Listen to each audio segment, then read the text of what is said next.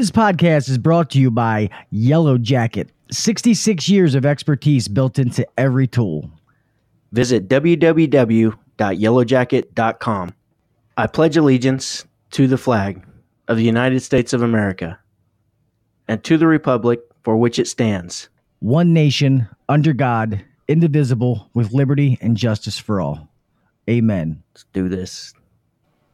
If you're trying to take your HVAC game to the next level, then buckle your seatbelt, crank up the volume, and try not to be offended. Because you're listening to the HVAC Uncensored podcast with Gil Cavey and Kelley McKay.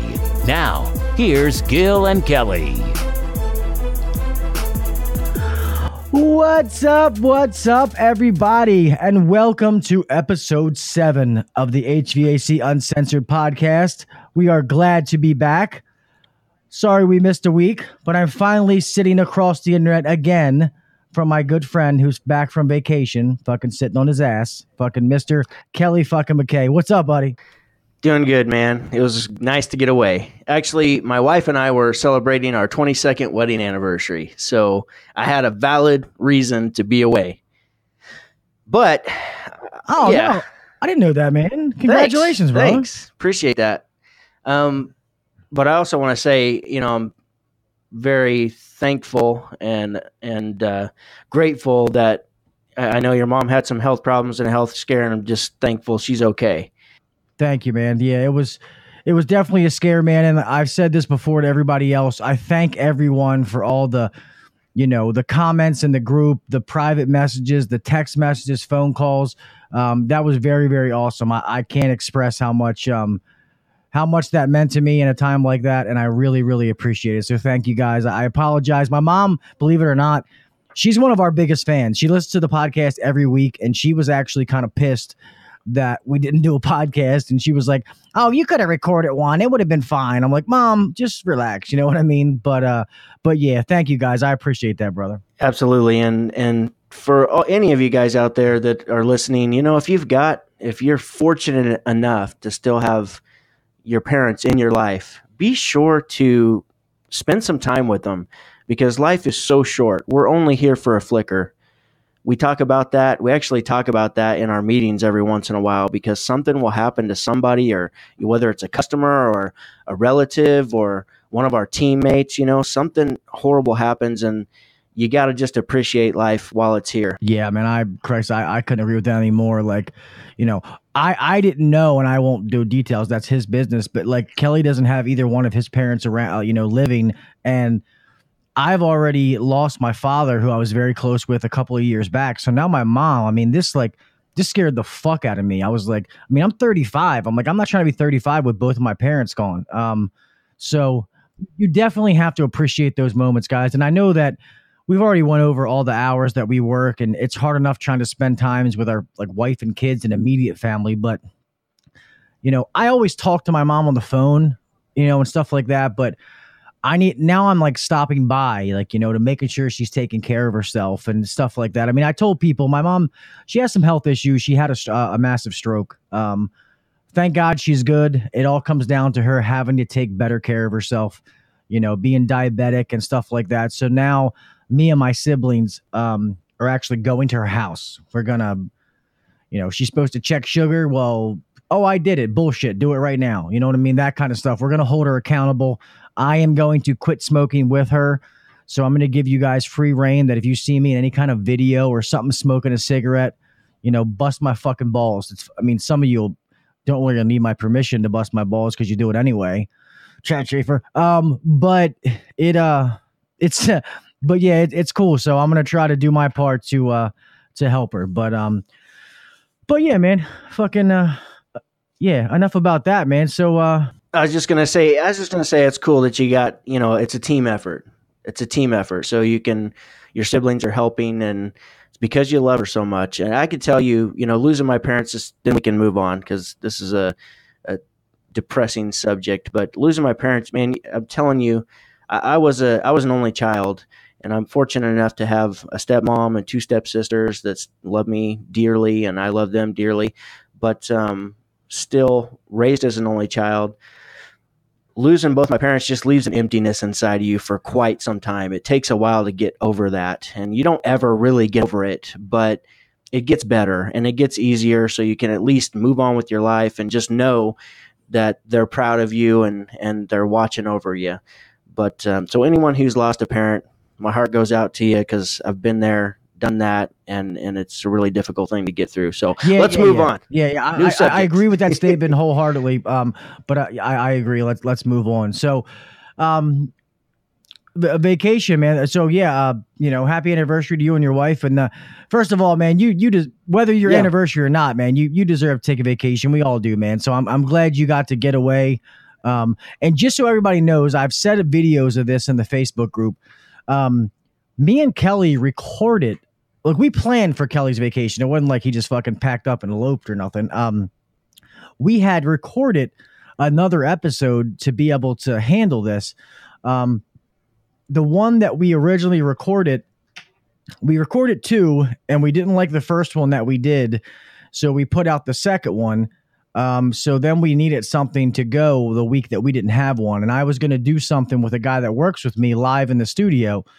But that it didn't work out. So we planned for it. It just didn't work out that way. And I apologize about the editing last week, man. It's me and Kelley have kind of changed. Well, not really me and Kelley. I mean, I have changed my schedule around to be able to get more into to editing, because me and Kelley already record early. I was just taking a night off, and I can't give myself more time, because we put a lot of fucking work into this, and I want to make sure that I'm putting out a good product. I mean, I have a full-time job and a family and stuff like that, but regardless, if I'm going to do this, I want to do it right. So I apologize for that, and that shit will be corrected. Sounds good. Yeah. We actually, I won't talk too much about this, but we went to Eureka Springs and stayed in, it was like a little cabin in the woods, right? It was like a cabin on stilts. I'll share some pictures just on my personal Facebook page. I may share it in the group too, since we're talking about it. Stayed there for a couple of days, and then we went on into Branson, Missouri, just because there's a lot more to do there.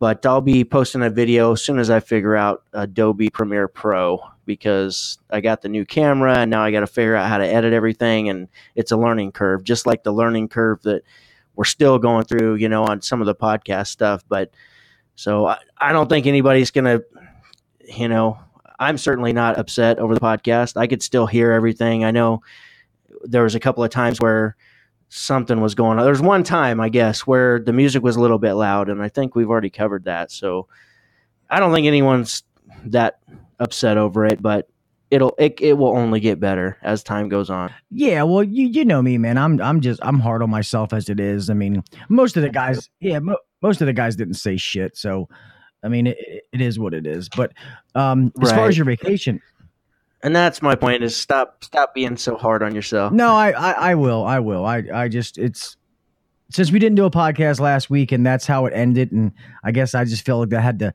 I know for me, it sat on my. I tasted it for 2 weeks rather than, last week something else being able to come out to stop thinking about it. I was still fucking dwelling on it. So, but. Anyway, it is what the fuck it is. But I did see the pictures you sent me of that place, and that place does look cool, man. I like the awesome fuck hut. Like, I look at this picture and I'm like, oh man, I could bend my wife over that railing. I definitely tried to wear my penis out, and I'm happy to say that I couldn't do it. So, but we took care of business, and that's what matters. That does, man.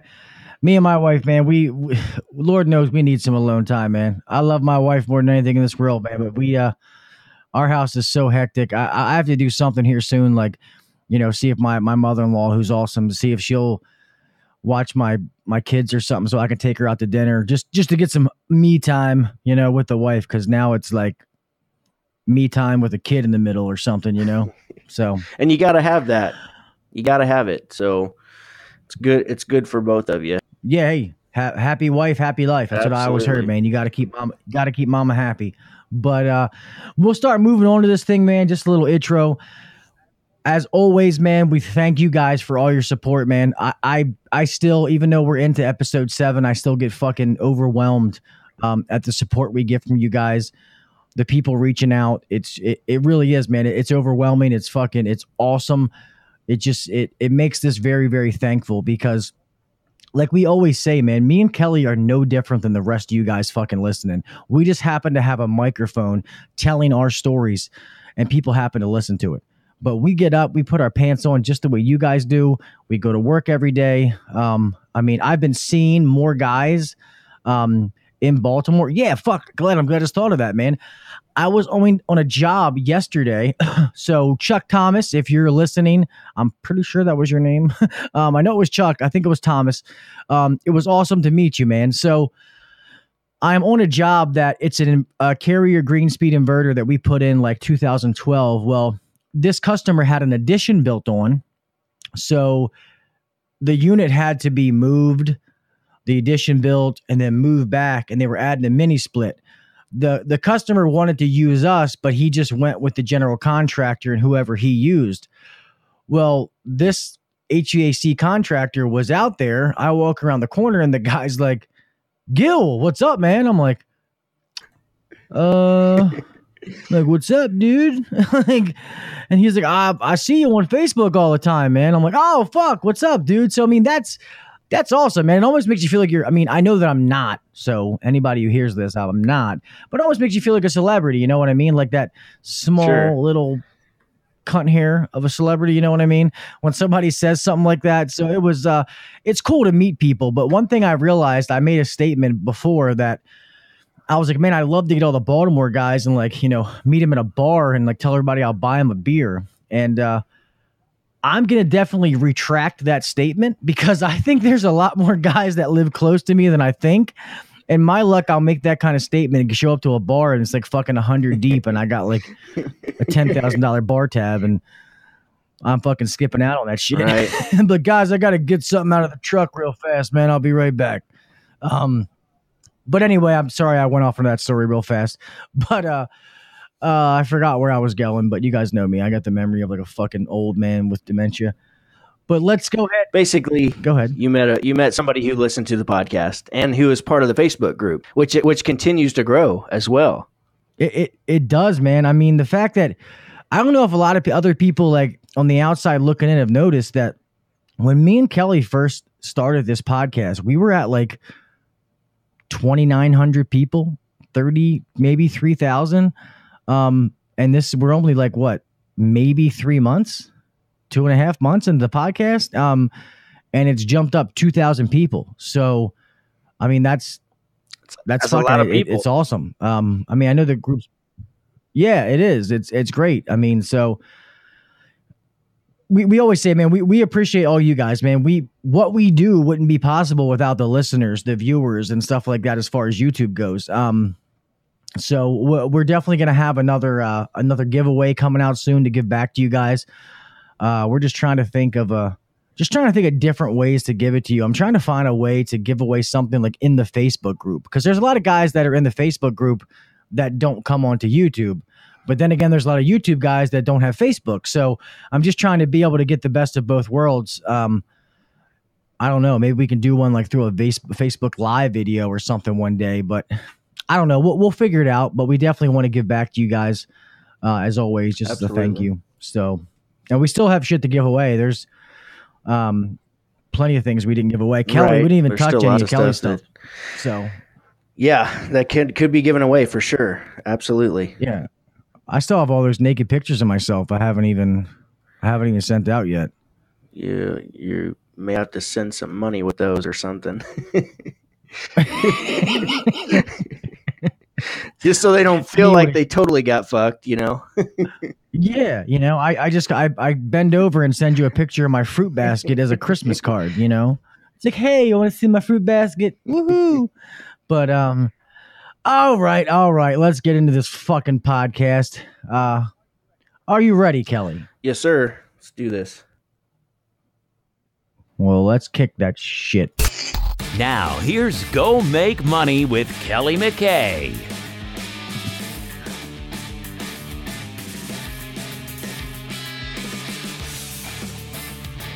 What is up, everybody? I want to talk about micromanaging.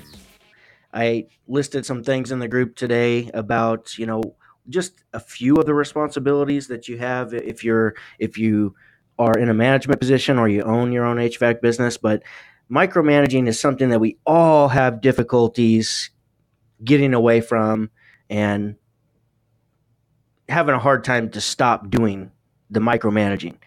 So here's a way that can help you stop doing this. Number one is you want to write down exactly what it is that you want done. Whatever that task is, whatever that duty, whatever the process that you want it done, make sure that you write it down exactly how you want it. The second thing is you got to pick the right person to delegate it to. Like, who is the person that best fits and can handle what I'm asking of them to accomplish? The third thing is you got to teach the person. So now that you have a written document, you're going to show them, go through the list with them, explain everything in detail. Once you're through the list, then I suggest that you ask them to repeat it back to you, because a lot of things can get lost in translation. Make sure that they actually heard what you were saying. So once they repeat it back to you, then you can do the hardest part, which is manage the process instead of managing the person. So anytime that you feel like, it's easy for us to say, well, he's just not doing it the way that I want him to do it, or whatever the case, whatever the task is.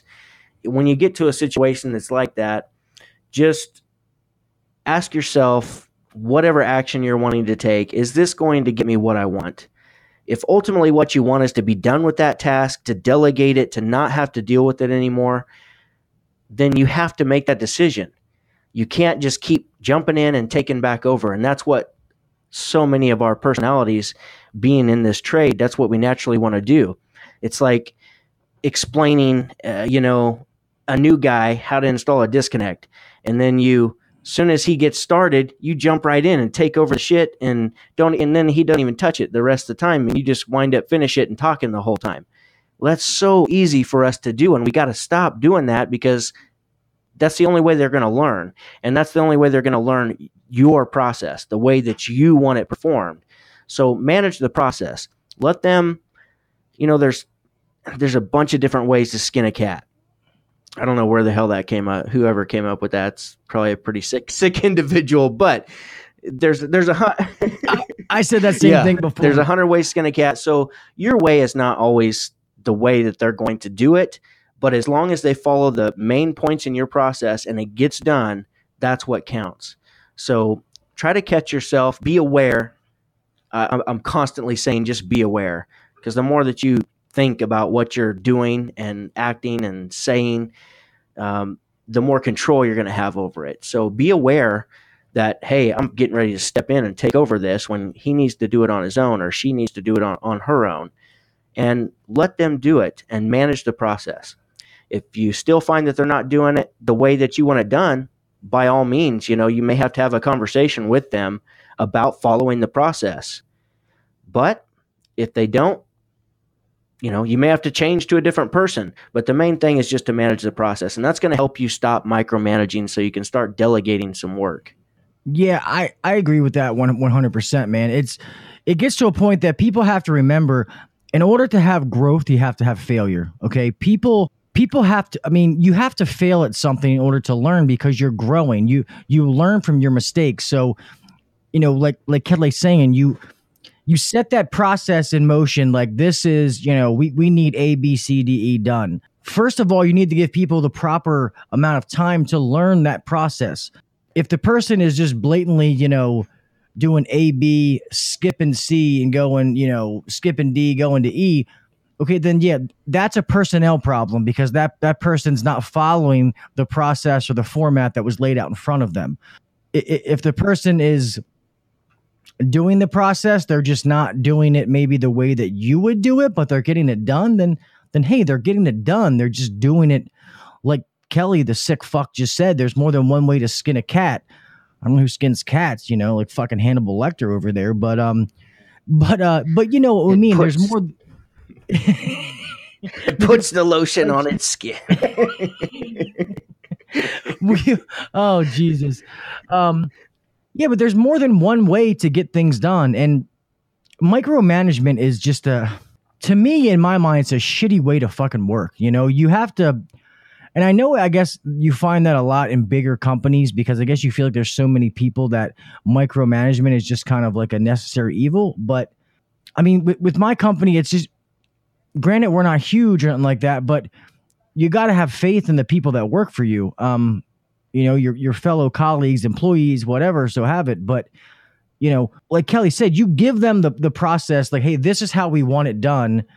And then you have to hope that they go do it that way. And maybe you have to tweak it a little bit, but not necessarily to the point that you have to micromanage them. That just, I don't know. To me, that makes it a stressful place to work, man. It's just hard when you got somebody, oh, you didn't do that right, do this. Oh, no, you didn't do that, do that. You know what I mean? It just, I don't know. It's very, very fucking stressful. You have to let them own the process. Otherwise, if you don't ever give up the ownership of it, then you're going to still be stuck doing the same, I mean, let's face it. The main reason why we ever want to develop processes and stuff is so A, things get done the way we want them to be done, and B, so we don't have to do them anymore. We can teach it from here on out. We can give somebody the process and have them actually go do it. So if we don't take the steps to make sure that happens, the business is going to get stuck, and the people in the business are going to get stuck. So you got to let them own the process. And if you don't give up the ownership, then things will never change. Yeah. Plus, I always heard a statement one time. I took a class, and I think the guy's name is Joe Cunningham. And he made a statement that he's talking about, McDonald's, that you want to make your company pretty much. If you go get a fucking Big Mac or a quarter pounder from the McDonald's down the street, or you get one from the other side of the country, England, China, it's the same fucking thing. So that's how we want our business and our company to run. So if you ever go into a McDonald's, I mean, they almost make it it's dummy proof. They got little cards, 2 pickles on this burger, 1 pump of mustard, 1 pump of mayonnaise. But they've made a process that if you follow the process, you will reach the end goal. You'll have that double cheeseburger in my fucking bag when it's supposed to be there. You son of a bitch. I'm sick of driving back because my fucking burger's not in there. But anyway, that's another story. But and that creates consistency in the company. Exactly. That's what I was getting ready to say. It creates consistency so that you know what you're getting, that you follow the process every time you have to do a certain task, and you're going to come out with the same result because you're doing the same method every time. That's what it's funny because you hit exactly what I was going to say next, and I have it written down here. I have consistency - no risk. So you're eliminating the risk of things going wrong, of the customer getting a different end product, and that's why there's no risk when you go to a McDonald's. You know what you're going to get because they have consistent processes. Yeah, I mean, obviously that's how we want our business. We want Mr. and Mrs. Jones to know that when they call in that person on the phone, whether you have the same person always or you have 5, 10, 20 different people, they're going to get that same service every time. The process is going to be the same as far as, taking their information, getting them set up for an appointment. And then when the technician comes out, whether it's Bill, Bob, Joe, fuckface, doodidly, dick face, whatever, they're going to get the same service no matter what, because they're going to go through the same routine, doing the same process. Thus, the reason I've talked about before, which is why I created that one little sheet that I do, which is nothing spectacular, but that was my mentality behind that, was to create a process that a checklist the guys had to go through so that I know certain things were being checked, and then we were doing things that had to be done on every call, whether it's a PM, a service call, regardless. These things need to be touched. Our hands need to be on it. Our eyes need to be seeing it. And so far it's worked fucking great. And I don't need to micromanage as far as I don't need to call them and hey, did you check the list? What are you doing right now? You sure? You know what I mean? I give them the tool to do it. And then, I let them own it. Exactly. And so far it's been fucking great. It's been a fucking success. So I will pat myself on the back, motherfucker. But yeah, that's a good one. I know that you put this in the group, and I know somebody actually picked this topic and started to talk about it. What was the person commenting about it? I was going to try to find it. I just said micromanagement. It was like number 18 is the hardest thing I have a trouble with, or something like that. That's why I decided to talk about it, because that's a great subject. It's something that holds the business back, and it's something we have to get over if we're going to. It goes back to the E-Myth.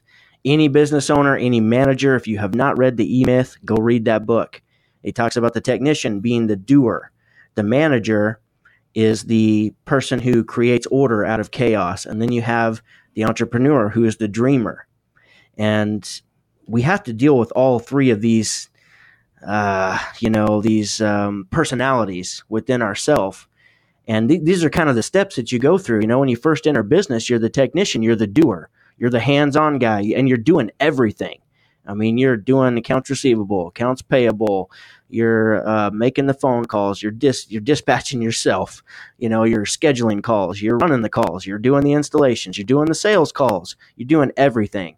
So we have to create processes so somebody else can start taking this load off of us. So we can start handing over some of the responsibilities that we have as owners or as a manager. Who, if you're a foreman and you're over a team, you go out to do an installation, you've got to have, if your company doesn't have a process, then it's going to be difficult for that foreman to hand off something and ensure it's going to get done, so he can manage the process and not have to constantly be, micromanaging the individual. So yeah, it's just all goes back to the technician, the manager, and the entrepreneur. We have to create these processes so we can grow the company, or it will never grow and it will be a nightmare. And it'll eventually, you'll get to a point where you face burnout, and nobody wants burnout. I don't want to see anybody go through burnout. And it can completely, you can lose your family over it. You can lose your company over it. You can lose your self-esteem over it, your confidence over it. And that's not something I'd like anybody to go through. Yeah, no. And a little twist to this, obviously Kelley's talking about, especially like a small business owner or somebody who goes, starts their own company and then starts to expand and hire employees, how they have to be able to take some of those hats off and give them to other people. And that's definitely when you think of micromanagement, but you can also think of it, say you're an install team, it's you and another guy, or normally, I mean, I don't have this, but say it's service and it's you and like a helper riding around with you, and you micromanage the fuck out of that fucking helper. Like, hey, go do this. And then like Kelley was saying earlier with the disconnect, he goes over to do it. And it's like, oh no, you're not doing it right. Let me do it. Well, that's the same thing. They're not going to learn if you don't, you show them, like we said, show them the process, show them the way how to do it, and then let them do it. They're not going to learn if every time you tell them to do something, you push them out of the way and you go do it for them. That's the same concept of micromanagement. It's just on a different side of it. So, and guys, I've talked to a couple of guys, and one guy is older who's getting into the trade, which is awesome. He seems like an awesome guy, and that's congratulations and welcome to the field. And, a couple other guys who just, they get frustrated. They're going through that hitting the wall phase right now. And that's just something to happen. Guys, we all make fucking mistakes. We all make mistakes. And I said this on a previous podcast, and I'll fucking say it again because I believe this statement to my core, that when I was coming up in this field, my dad and the older guys would always tell me the only difference between me and you is I have made a fuckload more mistakes than you have. That's what they would tell me. And that is the truth, guys. When you're going to make mistakes, that's fine. Just learn how to not keep making the same mistakes and move on. Other than that, that's pretty much all I got on the topic. Yeah, same here. Go read The E-Myth by Michael E. Gerber. Great book. Michael. Yeah, it is a good book. I've never read it before, but it sounds wonderful. Intriguing. But yes. Alrighty, moving on. Now time to say what with Gil Cavey.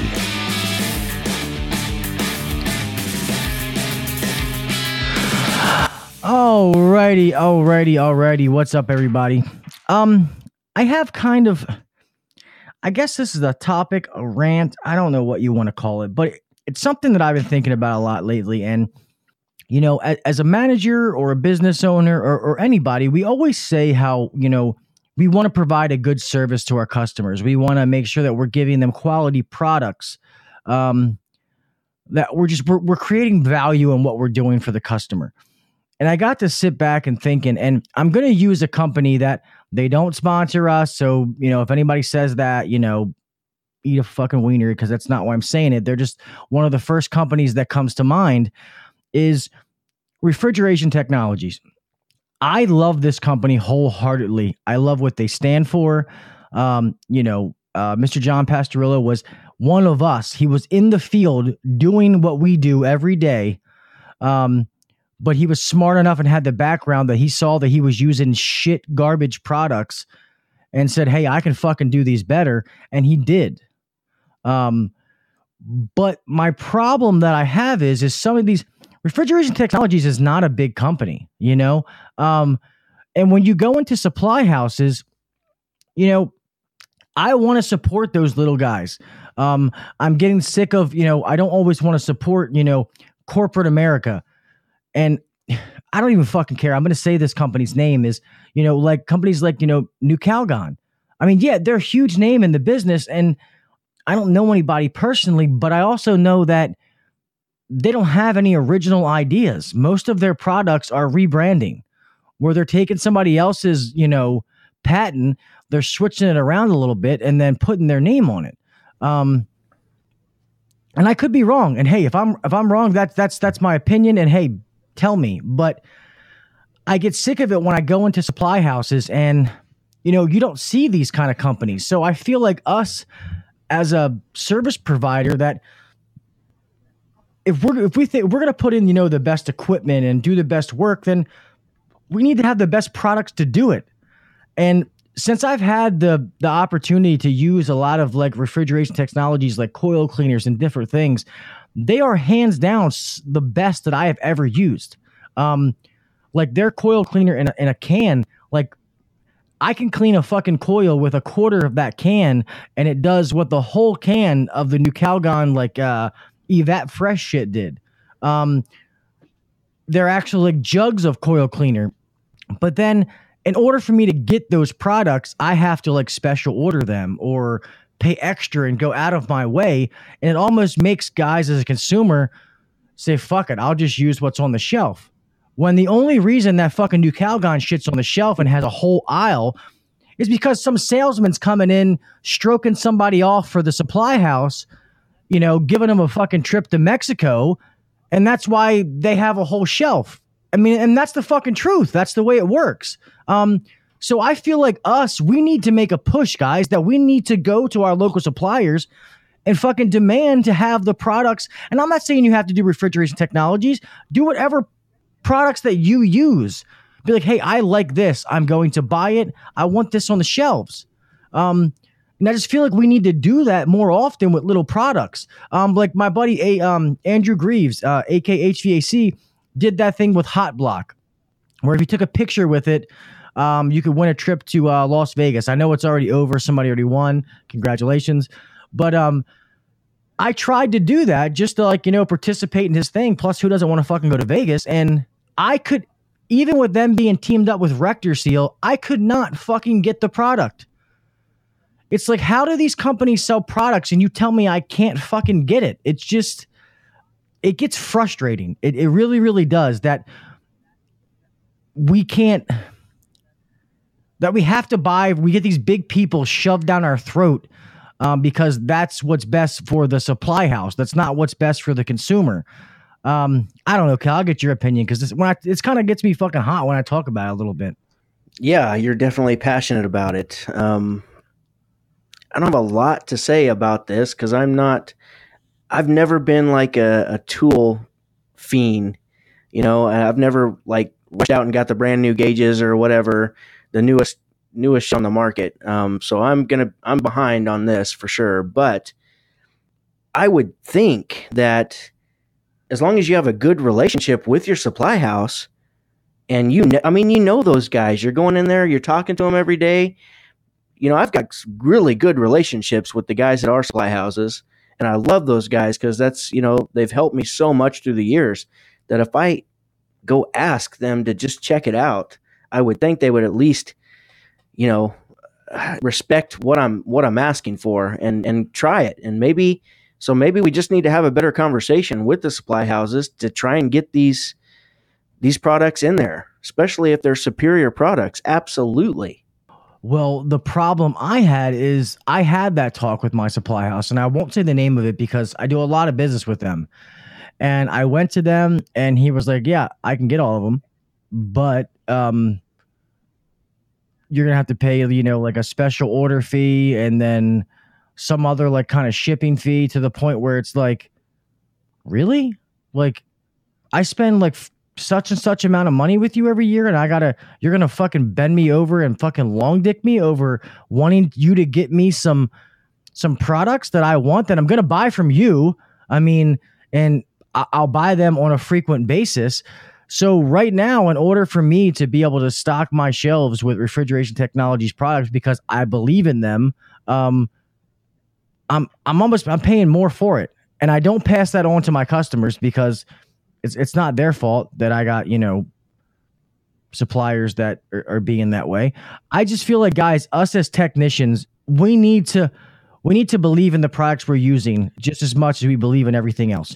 No matter whether you're a Carrier, a Train guy, a fucking Goodman, Lennox, whatever you believe in, you need to believe in your products the same way, not just believe in what's available. I don't agree with that. I have certain products that I use, and if they don't have that on the shelf, then I'll wait until they have it because that's what I use. Like, and I hate to keep saying Refrigeration Technologies, but like, Big Blue, that's what I use. If I need soap bubbles, that's what I grab. If I go to the store, they don't have it, then I'm going to go somewhere else and get it because that's the one that I want. And that's the way we need to be. We need to go in these supply houses. If you want a certain product, then we need to be bringing this stuff in. If enough of us go to our supply houses and say, hey, I really like such and such products, I want you guys to bring this in, then they're going to do it if enough people are saying that. That's how these companies grow. That's how they get bigger. And that's how I feel. And like I said, I'm just using Refrigeration Technologies as an example. There's a bunch of companies out there like that. A lot of people don't realize, like Vito ProPack, the tool bags, they are not a huge company. There's a handful of people that actually work for Vito. Yeah, they have like processing plants and stuff like that, but actually working for Vito, it's a small group of guys. So us as the consumer, by saying, hey, this is the best tool bag, I love this tool bag, and other guys go and buy it, that's how they began to grow. That's how people, hey, I want one. Supply houses started grabbing them. Now you go to a lot of them and they're stocking them. Like my Carrier does, Airco Supply sells them. And it's the same way with these products. You use a product and you're like, fuck, this is awesome. We need to do the same thing. That's how we get these small companies to be able to grow. I don't know. I guess sure, you gotta support, what you believe in. Period. Support what you believe in. Yeah, well, and just one little small note before I finish off is, you hear a lot of people say when they like travel to a new city or something like that, and when it comes to like restaurants, they'll say, you want to go eat at those little hole in the wall restaurants. That's how you get the true taste of that city. It's not like the chain. Obviously, you're not going to, the name brand steakhouse or whatever. You want to go to the local places. I think it's the same way when it comes to stuff like that. That's how you want to build those places up, as far as being able to get their name out there is by us doing that, by going and saying, we want this, we want that. And I don't know where the fuck I was going with that. It's, I think it's where you're going with that is like supporting local business. Yeah. It's like supporting local business. It's supporting the little guy. It's no different than a brand new business owner getting out there. I mean, who provides a fucking killer service, goes above and beyond, does what the others won't, but yet nobody's heard of him. And that's because, so it's one of those things that you just got to support local business. That's the bottom line. So those people have a chance to grow, and especially when they're working so hard to provide such an awesome product or an awesome service.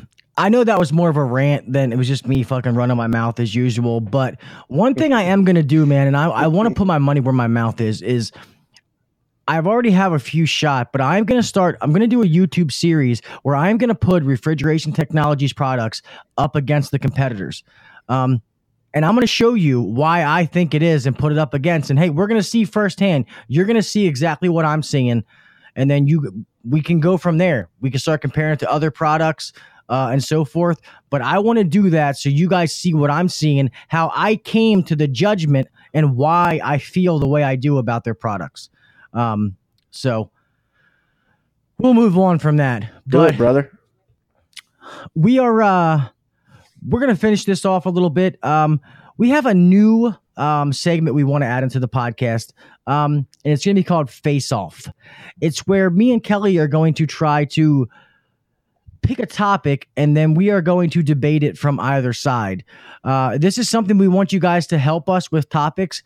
And just know that sometimes, normally it'll be me because I'm the asshole, but we might not agree with the side that we're arguing. We're just doing it for argument's sake. So we're just going to take each side of the topic. So obviously, since we're bringing this up and nobody knows about it yet, we can't have the listener, engagement. So we had chose to do, like retrofits. So Kelley uses retrofits in his company.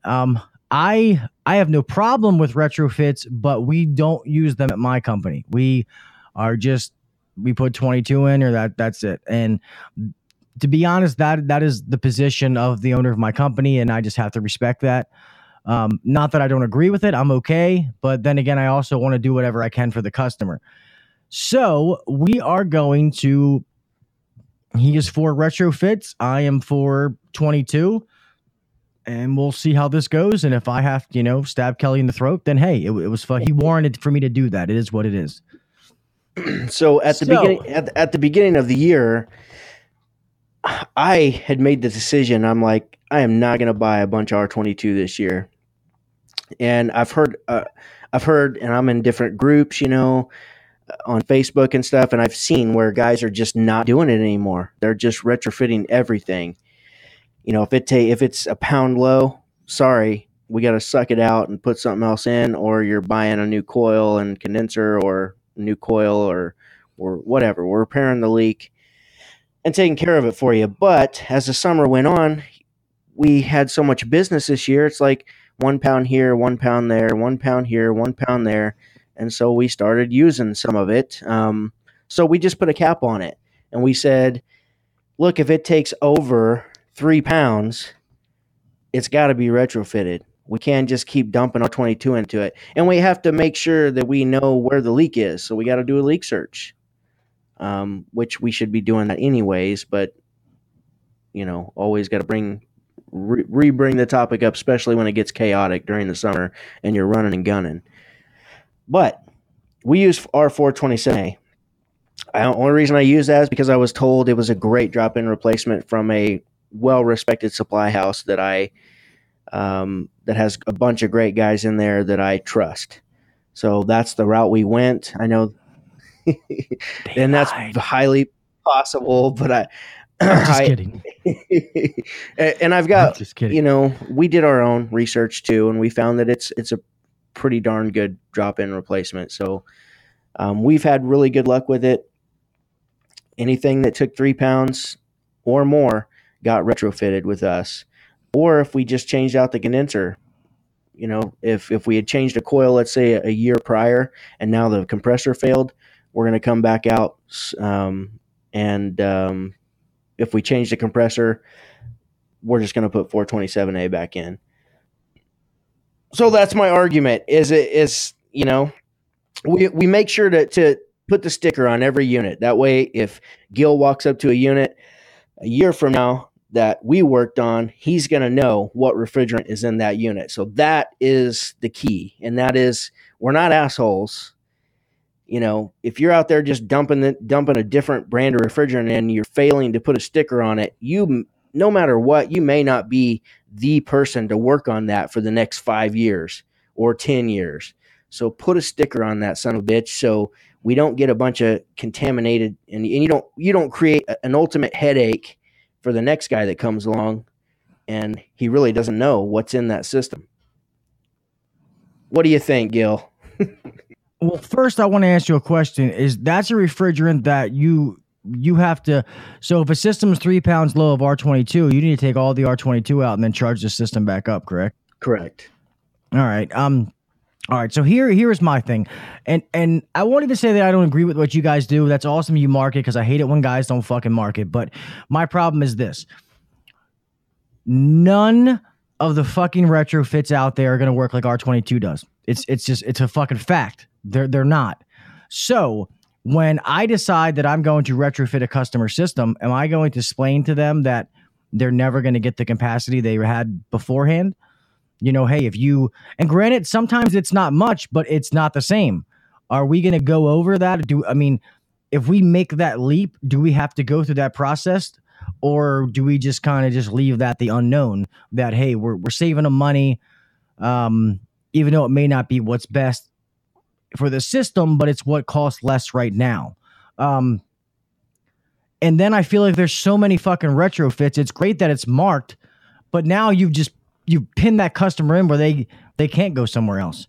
Because say you use 427A or whatever, but these people use fucking 422D and these guys use another one.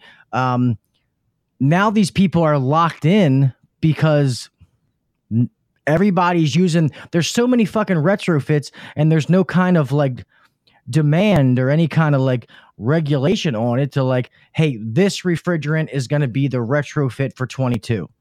And there's like fucking how many out there? So there's no way of knowing what anybody else uses. So I guess it's a good way of keeping business because they kind of have to come back with you if you can't find somebody else. But in my opinion, like we go through the whole thing that, you know, we don't want to put sealant in it because the system wasn't designed to have this sealant in it. Okay, well, the system was designed to have R22. We're not putting R22 back in it. Yeah.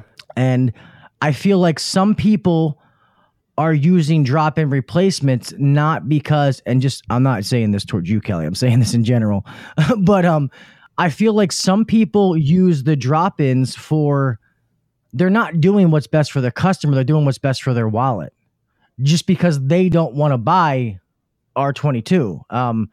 But I mean, we buy R22, yeah, it sucks to put that initial cost out, but yeah, we charge almost $100 a pound for it. So I mean, I'm still making money off the R22. Obviously, if somebody has, you know, a significant leak on it, I'm not. And that's what I've ran into. I'm not going to tell them, hey, charge up 10 pounds. You know what I mean? It's going to be. I normally try to tell those people that R22 systems are becoming obsolete. So rather than, you know, just letting this motherfucker bleed, now let's just try to solve this problem now. As far as, you know, you got a leaking coil, rather than converting it, maybe it's time to replace the system, you know, blah, blah, blah. But I do understand why that feature is there. And I do understand that, but that's how my owner feels about R22, that he's only going to put back. We are going to use R22 until you cannot use R22 any longer. Until I go to the supply house and they say you can't buy R22, that's what we're going to put in R22 systems. And I would like to think that by the time that happens, hopefully 22 systems have dwindled down enough that there shouldn't be that many left out there. Unless you had some of those asshole fucking salesmen in like the mid 2000s that were, you know, still selling R22 systems like a fucking dipshits rather than giving them 410 systems. But There's still going to be plenty of them out there because we're just talking. We're a year and a half away. That's not very long. There's still a hell of a lot of R22 systems out there. I mean, isn't it? It's January 1st, 2020, right? Last time I checked, that's what it was. So that's a year and a half away. That's not very long. So yeah, but that's when they say that they think the supply is going to be done. But still, every time you recover something, you turn it in. They're fucking sending that back. They're cleaning it up, putting it in a new fucking bottle, and selling it back to you. Sure. But that doesn't change what they're going to charge you for it, you know. And as this date gets closer and closer, no, you're right. The price is just going to go up. I mean, you remember back when R12 was being phased out. That was like when I started. It was like 96, 97, 98. I don't know when the exact, I think, when was it? 98 or something probably. I don't know when it was not allowed to be produced anymore, but I do know that jug of refrigerant went up to like $1,500 for a 30-pound jug, and then it got to where it's like $3,000 for a 30-pound jug. So that's what they're going to do to R22. So I can agree a little bit with you when you say it may be not always the right thing for the customer. First and foremost, we'll both agree on what is right for the customer is just finding the damn leak and fixing it. But that's not always an option for somebody. They may have $400 to spend, but they don't have $2,800 to spend or $3,600 to spend to upgrade their equipment, even if it's just the coil and condenser. So that's always a valid argument that's always, first and foremost, that's the right thing to do at all times. But it's just a case of money. And when it comes down to it, I mean, we've been charging $120 a pound for R22 and $60 a pound for 410A and $60 a pound for 427A. So when it comes to that, you know, if a system takes 4 pounds and it's empty, 120 times 4 is $480. Where if I retrofit, it's going to be $240. And we haven't even added my service charge or my labor. So it's just a case of what we're going to, you know, what the customer can afford too. It's not always about just, I totally agree 100% when it comes to, I would love to just be able to put R22 back into everything. Who wouldn't? R22 is a fucking awesome refrigerant. Always has been. It kicks ass. But they're just forcing us to do away with it. And so we're kind of just left to pick up the pieces, and it's just, it's the wonderful EPA and the federal government, you know, they've got their hands in it, and we have to do what they force us to do, unfortunately. No, I agree, but I want to play devil's advocate here for a second, which I think I do very good with that. But we also say when we talk about sales, when we talked about selling equipment and stuff a few podcasts back, we also said that people get what they pay for. So sometimes bringing the price down to fit their budget isn't always. Sure. I understand it's an option, but it doesn't necessarily mean it's the best option. Right. So sometimes, I mean, obviously you don't ever want to walk away from a call, but you know, and then the other thing is most of these R22 systems that are still out there, they're not very efficient. I mean, most of them are what, like fucking 8, 10 SEER. You have a couple like 13 SEERs out there. Okay, so we already have system that's inefficient. They're below most of minimum government standards now. So now we are taking and putting a retrofit refrigerant, and we're reducing the capacity, and some are more than you think it at. And I don't know. There's guys way smarter than me out there that know this stuff, like the actual numbers. And I know somebody will probably tell them. So we already have a piece of equipment that is not that efficient to begin with to today's standards. Now we're reducing capacity. It's almost like it's running. Yeah, it's running, but is it really? It's probably consuming a lot more energy it needs to. It's going to have longer fucking cycle time. It's going to run longer because it can't. But you know, we saved them a couple $100 now, but now their fucking utility bill is fucking $100 more every month or something. You know, I mean, it's and I will say that all the there's just one more month left in the summer. My dad, my my brother just died and my mom's sick and the hot water heater went out and yeah, can you just get her running? Just one month left, please. I got $500 I'll give you. We had What to are get you going to do? Are you going to be a dick and not let them have cooling because they're not doing what you think is right? I totally get what you're saying. Yeah. I'm just busting your balls, but you know what I'm saying.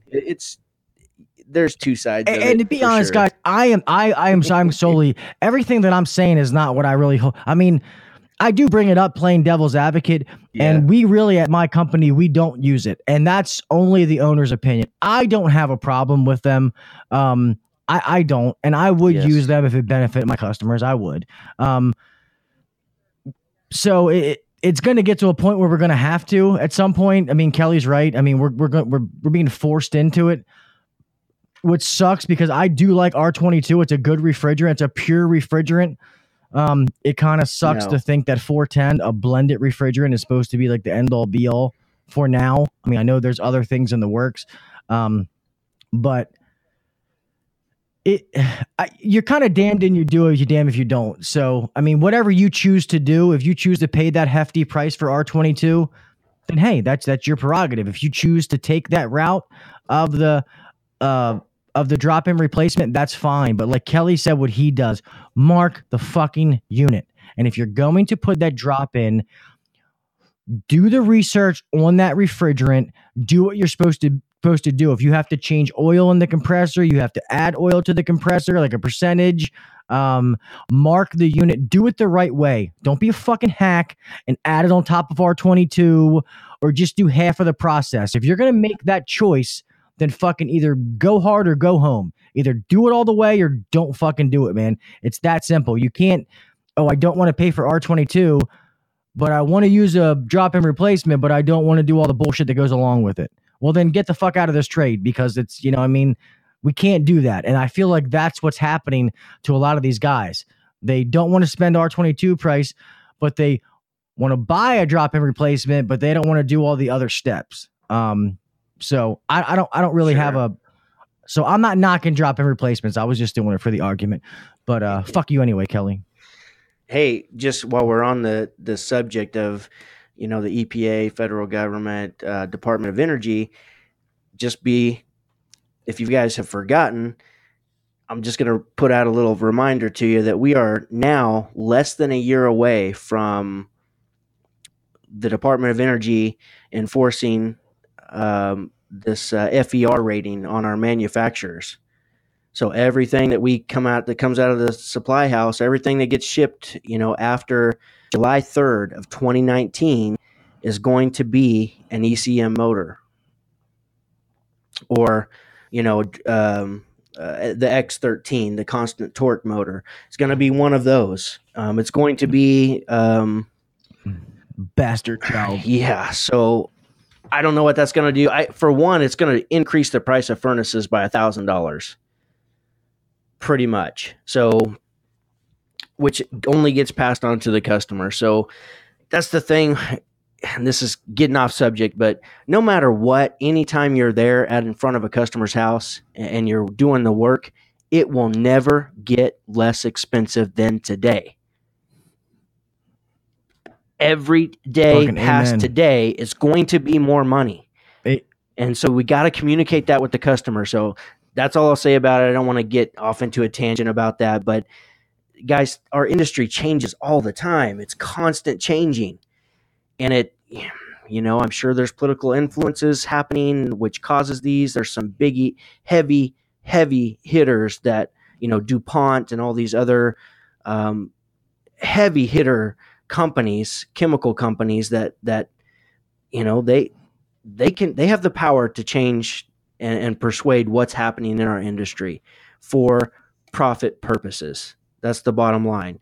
So it's never going to stop changing, and we're just left to deal with it. And ultimately, who has to deal with this? The homeowner. So anytime we get into a situation and you're talking about furnace replacement, fall is coming. We're getting towards the end of August right now. We're going to start seeing some furnace replacements happening as we start our PMs. So keep that in mind. Have that conversation with your clients is that you find an old furnace, Mrs. Smith, it's never going to be cheaper than it is today. We're going to have to go with variable speed technology if we wait till, if you make it one, through, if you're able to make their furnace go through one more winter, next winter, if it needs to be replaced, it's going to be a hell of a lot more if they are not, if they're just looking to just get the bare minimum and get by, which I know most of us don't try to sell that or not sell it, but install those. But the bottom line is some people do, and those are going away. So every job's getting more expensive. Every day we're in business. Yeah, that's that. I'm glad you brought that up. I knew that was happening, and I didn't know when the date was. So I'm glad that you said that. Guys, that's a good point, man, that Kelley just brought up, man. You guys can use that as a selling feature when you're out there, doing all your fall PMs. I know they're a little bit away, but they're it's going to be right around the corner. No. At least in my state, fall is not that far away. Halloween ain't that far away. But one thing that Kelley touched on, guys, is we have to constantly be evolving. Our trade is constantly evolving. We need to be evolving. Things are changing, like he said, as far as like politically with the EPA and things like that. And we need to keep up on that, because when the customer asks questions, we should be able to provide them with an answer, an educated answer that actually has some fact in it. I'm not saying you got to recite fucking EPA section code 4.91 whatever, but you need to know a basis of what you're talking about to be able to explain that to the customer, because like Kelley said, they are the one that this shit sandwich is getting fed to at the end. Okay, we're not necessarily the ones that got to eat it, but we're fucking putting that last piece of bread on there, smushing it and going, there you go, Mr. Johnson. So we need to have some kind of explanation for our customers. I do think that we owe them that. So I don't know, maybe that's something that we'll try to, I don't know, have a little feature where we stay up to date on changes and stuff like that. Oh, sure. Absolutely. It's called fan energy rating, I believe is what they're calling it, FER. And it's just something that just like the federal government, forced manufacturers to make 13, to go up to make the minimum SEER rating 13. It's no different than that. It's, they just want more efficient units. So then our electric companies cannot make as much profit. And then when they don't make enough profit, our electric rates go up. So this is what happens. This is what keeps happening. And it's not going to stop happening. Before you know it, I know it already has happened in some of the southern states. And maybe and we've already talked about this, Gil, where you are, you're 14 SEER, right? That's what I was going to say. 14 SEER is the minimum here. And we've actually heard that it might be bumped up to 16 SEER. I don't know how much. Yeah, I don't know how much truth or when that's actually going to happen, but I've heard that from a lot of people. So who knows, man? I can promise you, it'll happen. It'll happen. It's going to happen everywhere eventually, because I don't understand the thinking behind it, because the electric companies are guaranteed a profit, from what I understand. So if once more and more people have more efficient equipment and the energy usage goes down, they're going to make sure to bump their rates up so they maintain the profit that they're guaranteed. So it's a changing world, and the cost of living is only going to keep rising. And so all we can do is just keep up with the times. We don't have a choice in our industry. We got to pass it to the customer, unfortunately. Otherwise, we go out of business. Well, what I see the problem is, and I'm going to... Yeah, you're right. And one thing I see around here, and I'm only speaking on what I see firsthand in my state, I feel like, how they have these, energy programs where they give you like a thermostat or the thing outside that cuts your unit off in the summertime, cycles it, and they give you like, kickbacks on your bill and shit like that. Like, they don't do that out of the kindness of their heart. They don't give a fuck about the customer. They do that because they're trying to protect their energy grid. They're trying to protect their equipment. So when it gets real hot, everybody's running their AC and the grid is getting overloaded. It's like, bam, bam, bam, bam, bam. I'm going to shut some people's shit off so we don't overload our stuff. Well, okay, in my mind, that's okay. We have to make all these minimum energy things and we have to jack them up. and they raise their rates, profit goes up, but are they fucking changing the grid? I mean, are they making it better? Are they making changes? Or is it just, we just keep making things more expensive and you got to do this and you got to do that, but it's still the same fucking bullshit. I mean, that's like houses used to have 100 amp services. Now you should have 200 amp services. Now some have more than that. It's Sure. Like when are they going to upgrade that part? But it's all a fucking revolving door. That ain't nothing we can fucking do about it. You're just kind of got to sit on that carousel and just ride that little gay horse until it stops. Whenever you decide to retire. And just communicate with your customer. Make sure that you're letting them know. Make sure that they're aware of these changes that are coming up. That's our job as professional. Yep. We're over an hour. We're an hour. Let's close this out real fast. I know we talked about it earlier, and I meant to do this and forgot. I want to give a shout out real fast to my mother. Mom, I know you listen to all these podcasts. I know you're my biggest fan. I love you, Mom, more than anything in this world. I want you to take care of yourself. Just please take care of yourself. There's so much, your grandkids and, your children, they all love you. And I want you to, make sure that you do what you got to do so that you're here for many, many more years. And thank you, Mom. I appreciate all your support and I love you. So guys, thank you for your support, Mom. Guys, we appreciate each and every one of you. Like we always say, please don't forget you can download the podcast on in Apple iTunes. We're on Stitcher, Google Play. If there's any app stores that you use specifically that we are not on, please let us know.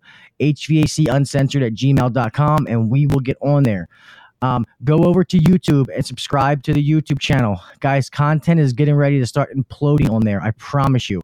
Me and Kelley are in the process of editing all kind of videos, and it's gonna start to implode. Trust me.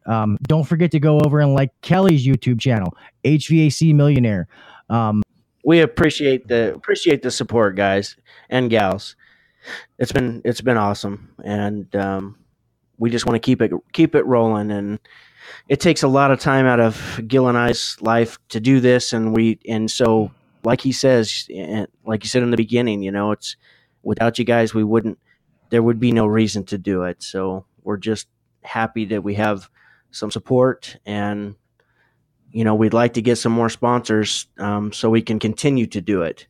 So it makes it worth our time and energy and effort to put these out. So if you have maybe somebody who might be a really good fit for us, I mean, we're still checking into a ton of different companies. But if you're like, I know somebody, please reach out to us. Send us an email, hvacuncensored@gmail.com. Say, hey, here's an email, or talk to Tony at this company or whatever. I think they'd be great. Let us know, please. It never hurts to ask, right? For support. I know you guys do so much for us already just by supporting us, and we're so thankful and grateful, and thank you. But I'm also going to ask, it does take a lot out of our time to produce these. Gil's had some really, really miserable late nights and miserable days the next day going back to work after staying up half the damn night to edit the podcast. So we make sure to get it out for you guys. So, which we're, once again, thank you for downloading it. But absolutely, somebody, hit us up, send us an email, and we'll get in touch with them, see if they might be interested in sponsoring us. Yeah, guys, definitely. I mean, we, and all that stuff comes down to it, man, is all that goes back into us, being able to do things, just making this possible, and then being able to get things to give back to you guys. One thing I've always said that, besides what sponsors and people give us, if we have to spend money to buy things to give to you guys, that we will. That's what this is for. I mean, me and Kelley never started doing a podcast thinking we were going to get rich off of it. I mean, if that happens, then great. That's even better. No. But that was never the intent. This intent was to talk about a trade that we fucking love, that we're passionate about. So you can make a few dollars doing it and give back to our trade, the fellow tradesmen, to be able to put cool products in their hands. Then fucking so be it. And that's what we're trying to do. And that's what we mean by that. So All right, fuckers. Fuck yeah. yeah. All right, guys. This is it's getting on, man. Let's go ahead and close this out. Be sure to post your questions in the Facebook group. And thanks everybody for listening. Guys, have a great week and go make money. All right, guys. Thank you as always. We appreciate you. We appreciate each and every one of you. Go out, be safe, do what the next guy won't do. Set yourself apart. Peace, bitches. Peace. Thanks for listening to the HVAC Uncensored podcast. Don't forget to check us out on Facebook and Instagram, or email us anytime at hvacuncensored@gmail.com. Now, get back to work. Shut this down. The views and opinions shared on the HVAC Uncensored podcast may not necessarily be the views and opinions of our sponsors or guests.